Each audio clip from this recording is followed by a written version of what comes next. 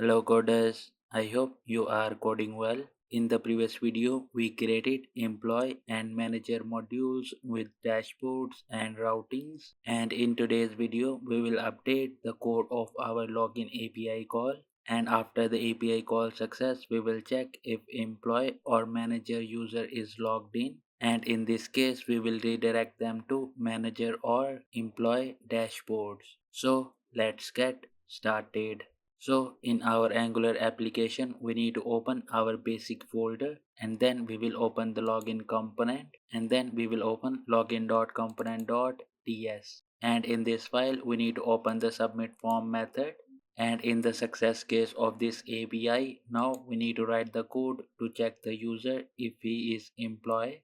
And to do this, we will write else if, and in this if we will use user storage service and we will call a method is employee logged in, and if this returns true then we need to redirect the user to the employee dashboard.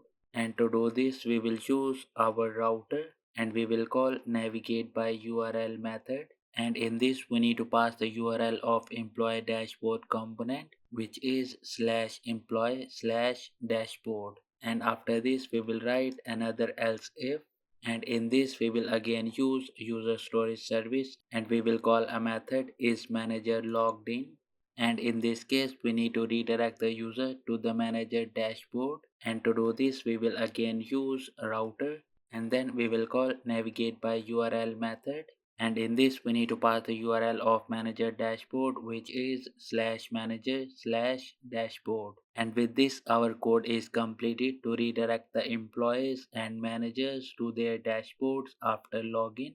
Now let's save this file and let's run our Angular application.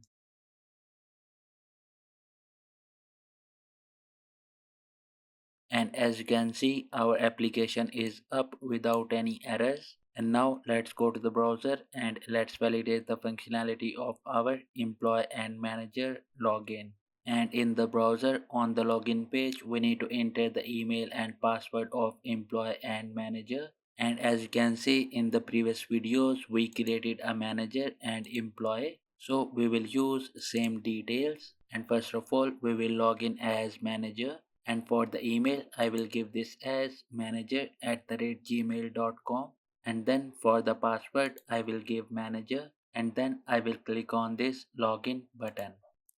And as you can see, after the login API call we got redirected to manager slash dashboard route, and after this our sidebar got updated as well, which shows the menus for the manager. And then for the content we can see manager dashboard works, which is coming from manager dashboard HTML. And now let's log out, and now we need to enter the login details of employee, and for email I will give this as employee2@gmail.com, and after the email I will enter the password and then we will click on this login button. And as you can see we got redirected to employee slash dashboard route, and our sidebar got updated as well because of employee role. And then we can see the content employee dashboard works, which is coming from employee dashboard HTML.